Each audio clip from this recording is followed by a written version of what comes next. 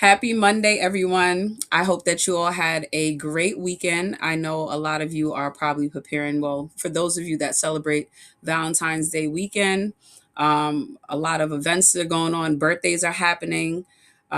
People have been purchasing our book. Please make sure that you are definitely checking out our Entrepreneurship 101 book for those of you that are ready to get started on your business. And I want us to start us off today with the affirmation. And the affirmation is I trust myself. I honor my needs, my boundaries, and my growth. What's meant for me meets me with ease. So, taking that in, as you say it, taking a deep breath and making sure that it lands. Um, and think through to yourself, make it a habit each and every day that you start or you end your day with the affirmation, something positive, something to just remind yourself that you're doing a good job. And it's important that we don't only connect ourselves with people that speak life into us, but we speak life over ourselves as well. Now, I know you all are wondering who the special guest is, and I know that you've seen it on social media. Nicole Rayfield is the founder of Polish Me Unbothered, a lifestyle and personal development brand centered on confidence, visibility, and intentional growth. Through community driven experiences, content, and events, Nicole empowers women to show up fully, polished, self assured, and unapologetically unbothered. With a focus on engagement, authenticity, and real world impact, Nicole has built Polish Me Unbothered into more than a brand. It's a movement that encourages women to elevate how they see themselves and how they move through personal and professional spaces. Her work emphasizes mindset, presence, and the power of being visible without shrinking. Nicole continues to expand the brand through curated events, collaborations, and ongoing initiatives that foster connection, confidence, and community. Please help me welcome Nicole Rayfield. Hi, Nicole. Welcome, welcome, welcome. Hi, Jasmine. Thank you so much for having me. Well, it's so good to have you. I know that I briefly introduced you, but if you can go ahead and introduce yourself and tell everyone who you are and what is it that you do. Well, I appreciate that introduction. So, I'm Nicole Rayfield. I have a PhD in organizational leadership, and I have been working in higher ed and academic leadership for about 27 years now. Um, I am the founder of Polish Me Unbothered, where our slogan is We Break Barriers, Not Nails. I am an accidental entrepreneur in this field. And I'll tell the story a little bit later how that happened, but I've always been entrepreneurial. I had my first business when I was in college, doing resumes and editing papers way back in the day before all that fancy software came out to do it for you. And so I've always been entrepreneurial. I've always been hopefully motivating to people and inspiring to people. And I am just really excited to be here with you today, Jasmine, because I'm inspired by what you're doing. And it's just a pleasure to be able to talk with you and your audience and your family, because now they're going to be part of my family. So, hey, fam. Hey, fam. Now, Nicole, I am definitely inspired by the work that you are doing.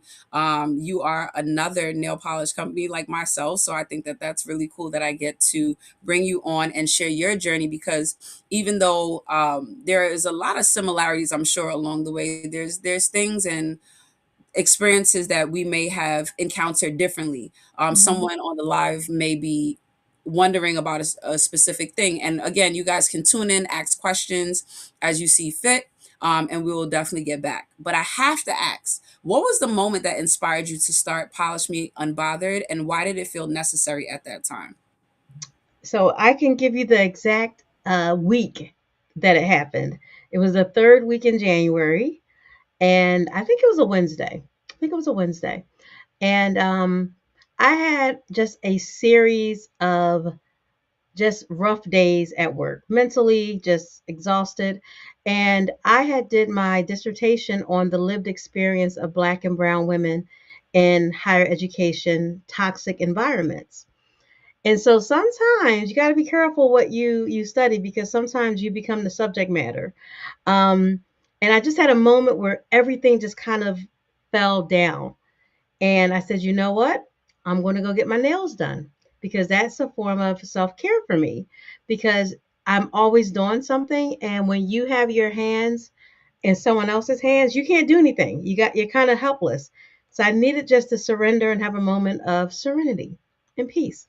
So I'm sitting outside of the nail salon, and down the street there's a store that sells balloons and like party supplies. And I really, really love balloons. I know everyone has the thing that they like. I love balloons. So I'm looking at the balloons, I'm looking at all the pretty colors, and I'm on the phone with one of my friends, and I said, I wish they had a color that really reflected what I feel and what we go through. So we just started popping off names like "You got the right one, red," and "Don't test me, teal," and "My pink slip is showing," and we just went back and forth.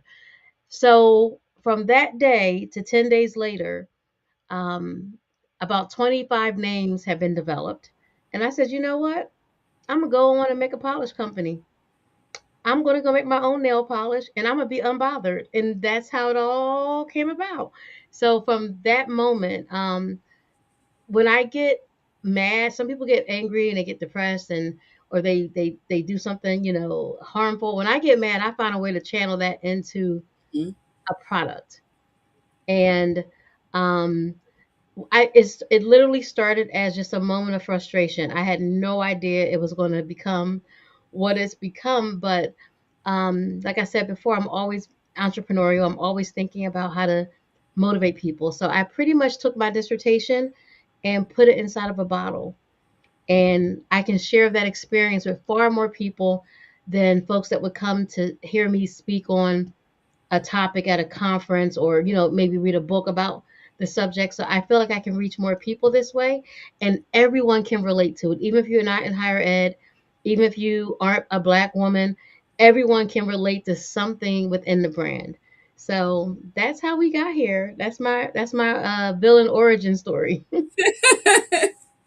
Well, listen, the same way that you mentioned that you wanted that moment of peace and Mhm. self care. That's the same way that we view polishing your nails. Right? It is a form of Yes. relaxation, and that you said you wanted that moment of serenity. We are Mhm. Serenity Nail Polish, and the our business and brand is named after my daughter Serenity, and that's how Serenity Nail Polish came to be.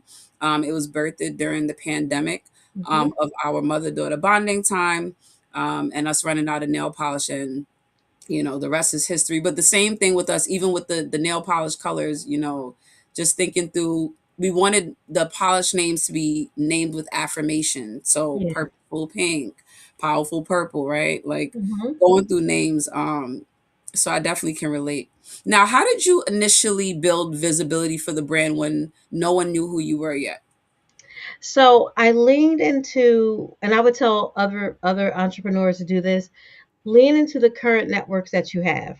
Like before you're an entrepreneur, before you sell nail polish, you do other stuff, whether that's professional, whether that's in your household, in your community, in your neighborhood. Lean into those other networks. So I started with my circle, the folks that I knew, and then I wanted to find out, who do they know, who do they know, who do they know. And so it was a very organic kind of movement, in the sense that I started to crowdfund um, my company when we first started, just to get the initial startup money to do to get all the colors that I wanted from my lab. And I reached a certain number of people, but what I found was that being connected to a wonderful organization. So if you're out here in the Philadelphia area, please look up Mom Your Business. Mom, like minding, but Mom Your Business. They are an incubator for Black and Brown women founders. They had a contest, a pitch competition, and it was amazing. It was so many great founders, and I won. And I was so incredibly shocked that I had won, because I just didn't think that was my company was ready for that pitch yet in that moment, but we were, and here we are. And I actually won back all the money I had put out to start the company. So I would say, um, look at your network, look who you already know, and then what I did was I just took a risk. Every time there was an opportunity to talk about the polish, I took it. I didn't care if the interview was big, little. I went to elementary schools, I went to middle schools, I sent emails, I had interns working for me, all kinds of things going on to build visibility. And I also looked at what big brands were doing. But then I looked at what smaller brands were doing, and I decided I wanted to be more in that second category because I wanted to really connect with my polish wearers. So it's not like you can go into a local drugstore and just pick my brand off the shelf because every box is curated. Even if you just order one bottle of polish, it comes with little gifts. You can't just get that in Walmart or Target or, CVS. You don't get that special touch. So the word just started to spread. And between that contest and my personal network, we slowly but surely started gaining traction and visibility in the marketplace. Um, and I'm so grateful, and I want to say this up front, I'm so grateful for you inviting me to be a part of this platform because there's no competition at all. Because no one's, even if you got the exact same color, Yes. you your name of your color is different, your story behind is different, and it's going to appeal to a different person, a different audience. Mm-hmm. And so I didn't have a fear of competition. I didn't have any problem asking people, how did you do that, or who do you get for that? And I don't gatekeep anything. Mm-hmm. When I won that competition and people said, where did you get your bags, or who designed your logo, where did you get your tent, I gave all that information out Mm-hmm. because why not? Like, there's money for everybody. Like, it's a big world. So I think networking and not gatekeeping and wanting to see somebody else win, even if you don't win. I think that's the attitude you have Mm-hmm. to be successful. Absolutely. Absolutely. I couldn't agree more. And just even what you said about the interviews, right? You went, it was, no interview was too small. Mm-mm. Sometimes, our spirit will say yes to certain things, and no, you of course have your morals and values, but Right. you also don't want to just be picky when it comes to certain opportunities because you never know what door could potentially be opening, That's right. or closing for that matter. And, to your point, I did some of the same things, just asking. This is something that, for those of you that are tuning in who are in the process of building a business or in business, don't be afraid to ask for help. Um, and and gatekeeping, same thing. Like, definitely be willing to share information, because when one person wins, we all win. All So win. we all win. Now, which platforms or strategies have driven the strongest engagement, and which ones surprised you? I think the platform that has demonstrated the strongest engagement has been Instagram. And one of the things that I think makes my story a little unique is that I didn't grow up in a time of social media. I was there when they had MySpace, and that was the thing. That's how old I am. So I grew up selling old school. What I mean by that is you come to my stand, you come to my store, I put this product in your hand, you're going to walk out with it. There was no, web 2.0 interactivity where you could give me a Yelp review if you didn't like something. That didn't exist. So I found that Instagram, especially the stories feature, is the closest, I guess, example of like what I call old school selling, because you get to talk to people. Um, and what I found is that people didn't purchase because I said, "Hey, I have this new color and it's so pretty. Come get it." People went to my website or engaged with me because I told a story about something going on, even if it was something basic, and that made people see me as a person. And that personal touch is what made them say, "I want to check out what she's doing." So I would say Instagram, using the stories and really tapping into the power of community and not always trying to make a sale, because at the level that I'm on, when you first start out, you just can't make a splashy ad and make it beautiful and think people are going to flock to your website. You don't have that name recognition yet. People have to buy you before they buy your product. And I knew that from years ago. And I think Instagram gives you that kind of experience. I think a strategy I would tell anyone to use, especially if you're in a certain age bracket and you didn't grow with all this social media, go get you some interns. Mm-hmm. And pay them. If you can pay them, pay them. If you can't, go find somebody else that can pay them or give them that good experience, um, let people go in the lane that they're good at. You know what I mean? I know my old school ways, but I'm not going to sit there for 20 minutes and figure out how to get TikTok to tick and talk. I'm just not going to do it. So I'd rather get someone else to do that. So stay in your lane, do what you do best, get someone that is more skilled in that other thing. And then I'll tell you what surprised me the most. What surprised me the most was how I don't know what the word is I want to use, but how out of touch we are with really taking a moment to experience something. Like if you look on any kind of social media platform, it's all these snippets. You got 30 seconds, you got 2 minutes, you got 6 seconds. That's all you got. And so that experience of taking a moment to breathe, to do your nails, to feel good about yourself, to really get to know someone. That was what was, I think, lost in social media. And so I really love pop up events. I like seeing the people. I get so excited when we have a vending event and I get to meet people. Um, and it's the funniest question. I don't know if you get this question, Jasmine, but the question I get number one is, so you sell why you sell nail polish?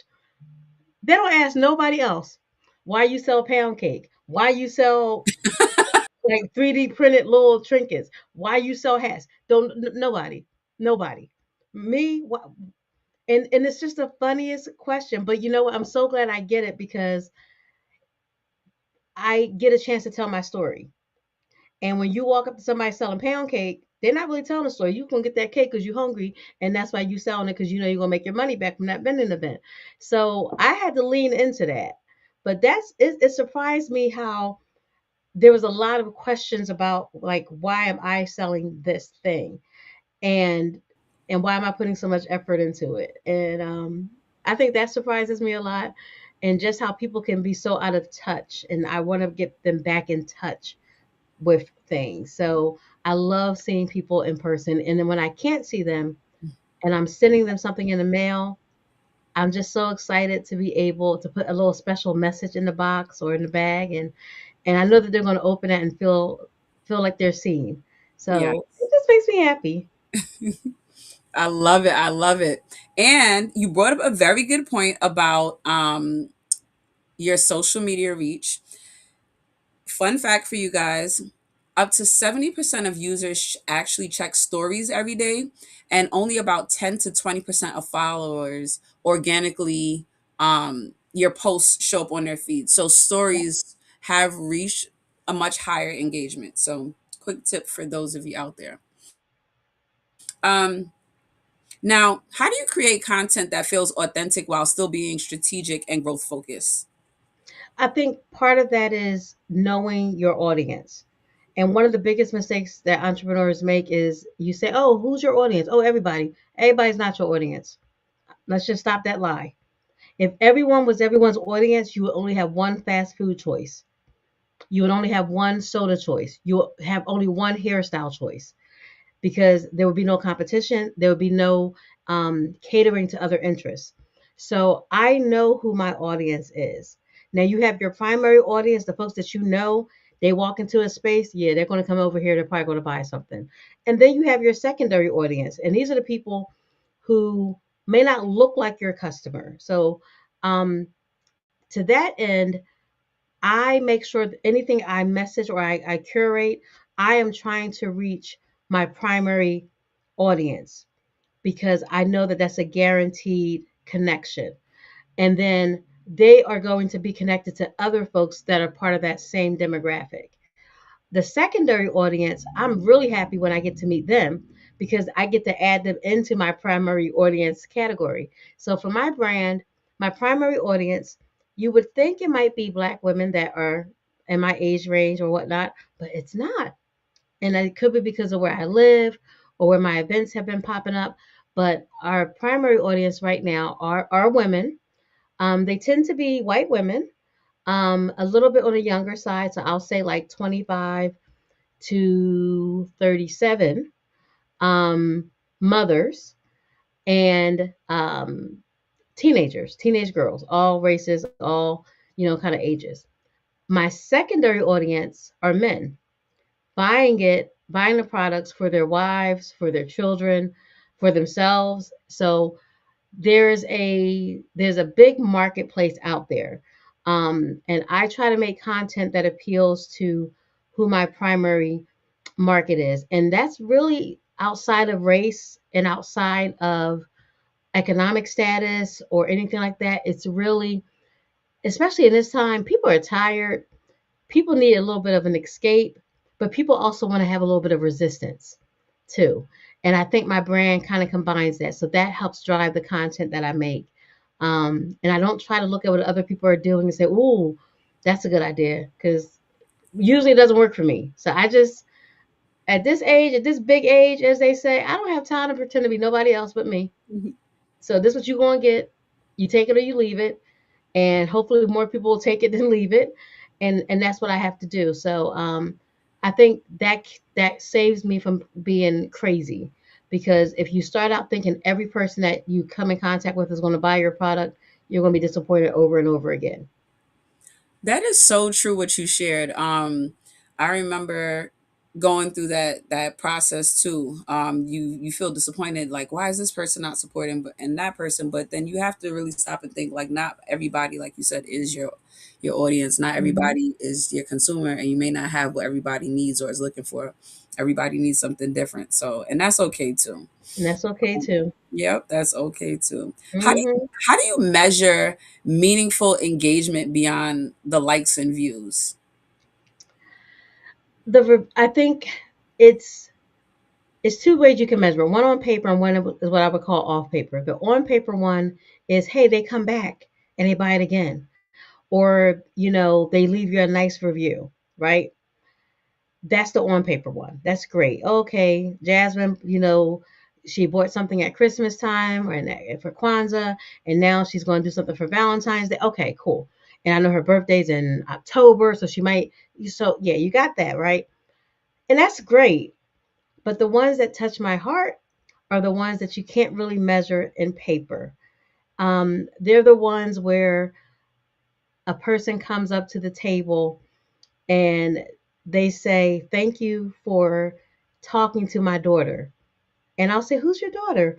"Oh, she was the tall girl with dark hair, and she came up to the table and she was looking at pink polish, and you said something to her and she wound up getting a different color, and you said that she reminded you of a Greek goddess because of her complexion. And that just boosted her self-esteem. You have no idea what that did for her." That's not something that a person may put in a review, but when they say that to you, that that to me is more meaningful than 100 likes on a post. Because it's easy to like something. That's just a heart. That's a double tap. But it takes more for somebody to come up to you and say that something that you did for their child, especially, made made their kid feel better. That means a lot to me. And I'm I am not a, and maybe this is a bad thing, Jasmine, you tell me, I don't know, but I don't think everything has to be photographed or captured. I don't have to say, "Take a picture with me," because you just said something I did nice about you. I'm not going to do it. I'm not going to do it. I'm going to hope that if I see that person again, I can say, "How are you making out? Who liked your polish? I got another color for you. Come on, check it out, check it out." I'd rather do that than post it up and say, "This dad just revealed his heart to me because his daughter was going through something and feels like I just." So yeah, I don't know if I'm a good social media content creator, because I think some things don't have to be captured on film or video. Just have the experience, walk away with that in your heart, and live. Yeah, you're more focused on the experience than on the picture taken and the capture of the moment. And I definitely understand where you're coming from. Now, I know that You love pop-ups and the connection with the community. What Yes. work or initiatives are you most focused on right now? Thank you for asking. Okay. Okay. So we are about to launch. It will be this week, if not this week, very early next week. We have a partnership with an organization here in Philadelphia called Phil Abundance, and they are a food bank that helps fight food insecurity throughout the Delaware County. And we are going to donate 100% of the proceeds of 5 different colors that we're going to sponsor. Um, we It started out to be a limited run kind of campaign, but I think I'm gonna just make it until whenever, till the end of maybe till Thanksgiving and beyond, because people are hungry all year round. So um, anything that's in line with the idea that we break barriers, not nails, I'm down for it. And I want Polish to be a vehicle for people to do good.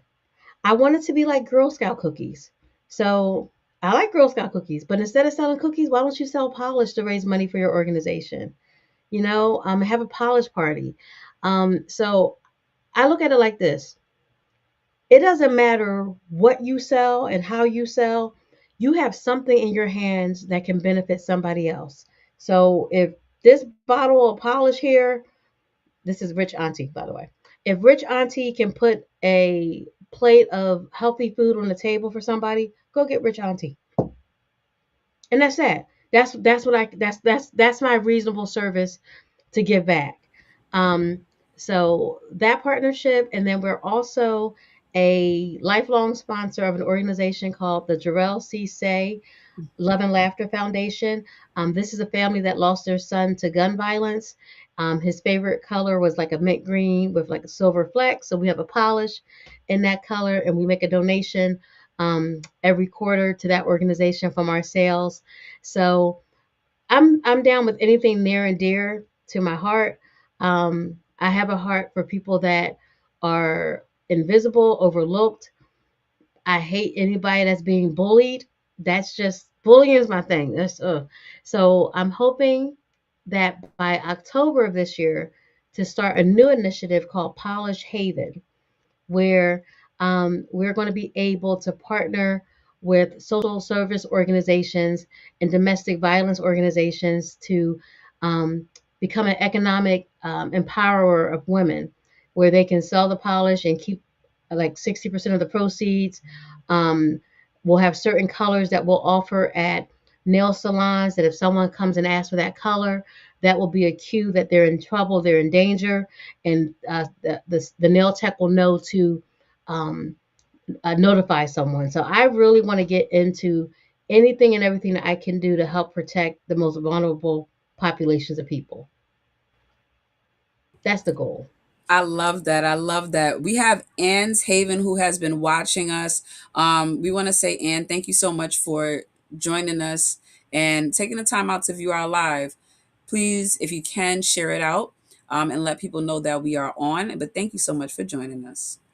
Now, how do you stay unbothered while still being responsive to feedback, trends, and algorithms? So it's about timing. You got to sometimes just take a moment, say, let me go deal with this, and then get back to being unbothered, right? Um, I think that you got to also know what's for you and what's not for you. Every trend is not something that everyone should jump on. And I said this in another setting, I love the word trend because in the middle of it is the word end. It will end. And so, right now there's a big trend where on, what is it? Chat GPT, make me a caricature of everything you know about me. Like that's a big trend. I think it's adorable. I think it's great. Does it serve any real like purpose? No, not really, but it does get great engagement. Just because people love posting, what it generated for them. People love seeing themselves in different ways. That's just from the beginning of time. That is why we have virtual try-ons, and we have people have different ways they wear their hair, and you can go and try a pair of glasses on 100 times before you purchase it. People like that idea. So I'm always looking at what is the lasting principle of a trend, not just the way it's showing up in that moment. So to take that chat GPT trend, for example, people love seeing how they're represented by something else, right? How can I take that nugget and keep running with that, right? Another trend, the get ready with me. I mean, literally, it's people getting putting clothes on. Like it's not heart surgery. It's not brain surgery. It's people getting ready to go to work or getting ready to do it, whatever. Why is that so compelling? Well, it's because one, people like seeing people that reflect themselves and say, "Oh, that person's built like me, and look what they're wearing. Maybe I could wear that too." Oh, that person works in the same place that I work at, and they're doing X, Y, and Z. So the core nugget of that is that people want to see themselves reflected in something. How can I do that with Polish Me Unbothered? So that's how I'm looking at algorithms and trends and looking for that core element because that's what sells. The way you package it, it can vary. But if you figure out the basics of human psychology, what people are attracted to themselves. People are attracted to things that make them feel good. You figure out how to package that and what you're trying to present as a service or a product, you're going to always do well, make at least one sale here and there, right? So that's kind of how I my lens on it, and so I don't get too caught up, off track. If I didn't jump on this trend, oh I missed this, it'll come back around, or something else will come back around. It is nothing new under the sun. It is nothing new under the sun. It's just packaged differently. Half of life is marketing. It really is. So I'm just always looking for that moment where I can figure out how to tap into it. But if I don't find a way to tap into it, it's a lesson for me to figure out what to do in the future. Absolutely. I 100% agree with you. Anne's Haven commented and she said that this is great stuff, great conversation. She is so excited to be here. Thank you. Now, for someone trying to grow their visibility today, what would you tell them to prioritize first? Have a very clear understanding of what your mission is. And the reason I'm saying that is because what seems like it should be a common answer, oh, make sure you have this kind of thing on your website. Make sure you have this link. No, no, no, no, no. Make sure you know what your mission and your vision is. Because if you don't have vision, you can't see where you're going. If you don't have mission, you won't even know when you get there. So I would say be very firm in that. And then once you have that, ask yourself, how does this vision and this mission show up in my engagement with my potential customers? What does that look like for me in terms of a post, in terms of a color scheme, in terms of a slogan, in terms of whether we use stories or whether we use reels or whether we use YouTube, or like what does that look like for me? And give yourself some grace. You may not figure out what that answer is immediately, but start there. I think, Jasmine, that too many people start out with, all right, follow for follow. I'm gonna get this. I'm gonna get that. Give me all these people. Let me give out my business card. That back in the day before social media, business cards was the thing. And I mean, if you didn't have a business card, what are you even doing? But here's what I figured out: people throw away business cards. So I stopped giving out business cards. I gave out coupon cards because people don't throw away free money. So you're gonna hold on to my business card just to get that 10 to 20% off. So even years ago, I knew that people have to see a value in what you bring to the table in order to want to be involved with whatever it is that you're doing. And so I would say to someone, get your mission and your vision clear and then get everything else lined up with that. If it doesn't fit, don't use it. It's for somebody else. So don't try to do what anyone else is doing. Don't do it. If it fits your vision and your mission, you go for it. Um, Whatever that looks like for you. And if you can go to sleep happy at the end of the day, like you did your thing, then that's it. And not everyone's going to like it, and that's okay. That is why there's Burger King and McDonald's, Hello? and you got food at home. So you know, sometimes you the food at home, and just be happy with that. That's right. That's right. Dr. Nicole Rayfield, everybody, okay? Just dropping these gems. I love it. I love it. Now, I know that you mentioned partnering with an organization and Mhm. you're already a part of, doing a lot of great work. Can you share any upcoming events, launches, or collaborations we should be excited about? Yes, so we are updating our website, offering some new merchandise, and introducing some new collaborations on March 10th, because that's our anniversary. We actually launched on National Women's Day, International Women's Day, I should Nice. say. Okay. So we're going to be 1 year old in a couple of weeks. And so check out polishmeunbothered.com to see all the new things happening there. I'm also looking to partner with an organization in LA. Latoya Stroman is the executive founder, and she takes Black and brown girls to on international trips to learn about the world.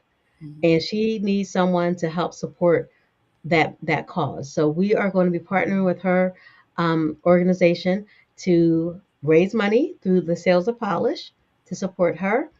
And we are slowly but surely building up our event calendar. So there are some pop-ups that are indoor, but we really like to be outside because Yeah. we love our outside display.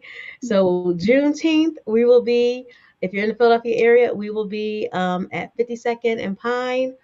We're going to be doing stuff all Juneteenth weekend. So make sure you mark your calendars, come by, look for that hot pink tent. We'll be down there. We'll be down there hot and sweating, but we'll be down there. So I'm looking forward to Juneteenth. Really looking forward to that. I love that event.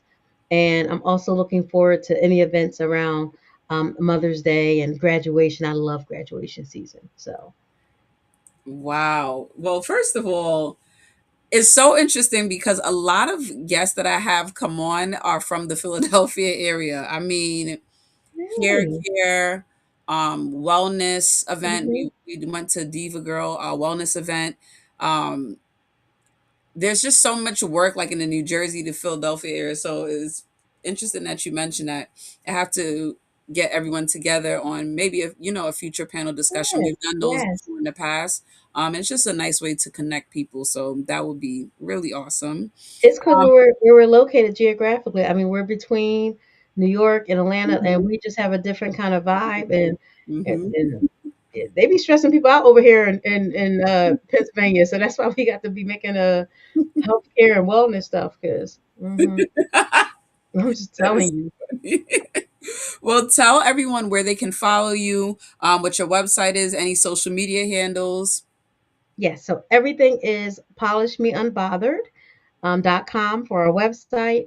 Polish Me Unbothered on Instagram. Polish Me Unbothered Nails on Facebook because yes, older people still use Facebook, so we on Facebook. And please, please follow me on TikTok. I have to get my TikTok followership up so that I can post live videos and do stuff. Or I'm not posting. I'm gonna get an intern to do that. But we are Polish Me Unbothered on TikTok. Jasmine, you laughing? I'm trying to tell you. I'm trying to stay in your lane. That's how accidents occur when you get out your lane. I don't have time for ticking and talking and mixing and mocking and whatever else people doing. Mm-mm. If it's not a template and I don't have to just press in pictures and have them pick, I can't. No. It, do what you do best and let someone else do the rest. So put in Polish Me Unbothered. We're going to pop up somewhere. It's only us. It's only us out here. So Oh my goodness. Dr. Nicole Rayfield, thank you so much for joining us. It has been a pleasure connecting with you, hearing your story, making me laugh and just dropping, important information and important gems for those people, everyone that has tuned in, for everyone that is listening. Remember the affirmation that we started with, which is I trust myself, I honor my needs, my boundaries, and my growth. What's meant for me meets me with ease. Make sure that you scan to visit our website. Check out serenitynailpolish.com. And also shout out to the mob mastering our business. You can scan that as well. Please make sure you're following them for all of your future business needs and endeavors. And until next Monday, be well, be blessed, and be safe. See you all next Monday at 8 p.m. Have a great week, everyone.